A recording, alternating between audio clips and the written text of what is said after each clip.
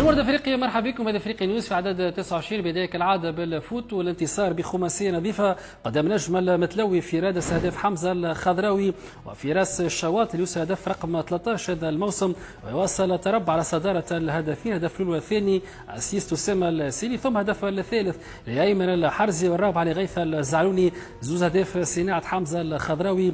السيلي يختتم مهرجان الاهداف بهدف خامس. انتصار مهم. الغايه الاولانيه نتاعنا كانت هي الحصول على 3 نقاط قدام جماهيرنا في ارضيه ميدان. قاعدين نمروا معناها بفتره ايجابيه من حيث المردود ومن حيث خاصه تحصيل النقاط، فما سلسله قاعدين نحاولوا نستحفظوا عليها الماكسيموم. ماتش عرف عوده ايمن الحرزي والسيلي بعد ما كانوا غابوا على ماتش العمران، وانتصار يخلينا دائما في المركز الثاني برصيد 48 نقطه، فارق زوز نقاط عن المتصدر هو الانتصار عدد 14 هذا الموسم، والمباراه 15 على التوالي دون هزيمه. خط الهجوم هو الثاني في البطوله برصيد 33 هدف، والثاني يفضل دفاع قبلنا فقط 8 اهداف. الماتش الجاي باش يكون تنقل لملاقات الاتحاد الرياضي ببنغردين، هو الحوار عدد 24 في سباق البطوله تاريخيا، 23 مباراه سابقه، 13 فوز لينا مقابل 6 لاصحاب الارض، واربع مباريات انتهت متعادله، 32 هدف مسجل للافريقي في 23 مباراه مقابل 12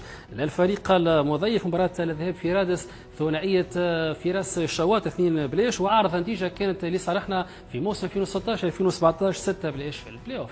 بالشراكه مع بنك الوفاق تم تنظيم ملتقى تواصلي مع الجماهير في مغازه الحديقه. اللقاء كان فرصه باش يتم تقديم شروحات على كيفيه فتح حساب بنكي واليات التعامل مع بنك الوفاق والخدمات الكل اللي يوفرها للحرفاء، بالاضافه لانه كل واحد يفتح حساب بنكي يتمتع بتخفيض 10% على اول عمليه شراء من المغازه. مبادره طيبه تقرب البنك اكثر من جماهير الافريقي والى دعم كل مبادره فيها مصلحه النادي، راهي مسؤوليتنا الكل، واي خطوه تعاون النادي تقوي موارده وتوفر له الامكانيات باش ينجح يلزمنا نكون يد واحده وراها. في الهوند الانتصار الثاني على التوالي في مرحله البلاي اوف ضد نادي كرة اليد بجمال بالجورجاني، ماتش عرف تالق كل موهبه القلال اللي كان سجل 8 اهداف مقابل 5. نزار حفار اللي عمل ماتش محترم، كذلك البدوي عمل تصديات حاسمه في المباراه. رمضان وسيام والاولاد ما قصروش في نهار صعيب، هذول الناس كل صايمه تلعب نص النهار ماهيش سهله، دونك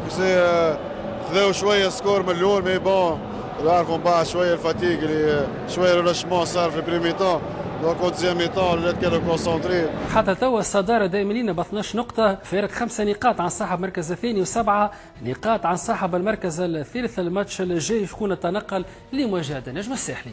في الكبريات نشاط البطوله متوقف، وخمسه لاعبات من الفريق في تربص المنتخب الوطني، نحكيو على الحارسه بسمه صفر، فدعويج وميمه دردور هدى رميزه وفاطمه البوري. في الباسكيت تاهل الدور الرباعي مسابقه كاس تونس بعد تجاوز نجم حلق الواد قبل خوض نصف نهائي البطوله قدام الشبيبه. افضل المسجلين في الماتش اسامه المرناوي ب 22 نقطه ونجاعه متصوبه 3 نقاط عاليه اكثر من 60%. الاطار الفني شارك كل اللاعبين اللي كانوا على ذمته وعددهم 12 من فيهم ديكسون اللي كل مره يشاركوا الاطار الفني بضع دقائق حتى يتمكن من استرجاع الفورم. ماتش عرف عوده بسام خليفه بعد التعافي من الاصابه ولعب 4 دقائق في الماتش. المباراه الجايه نصف نهائي البطوله الجيم 1 نهار الاربعاء بقاعه الجرجاني ضد الشبيبه القيروانيه، والجيم 2 نهار السبت كذلك بقاعه الجرجاني.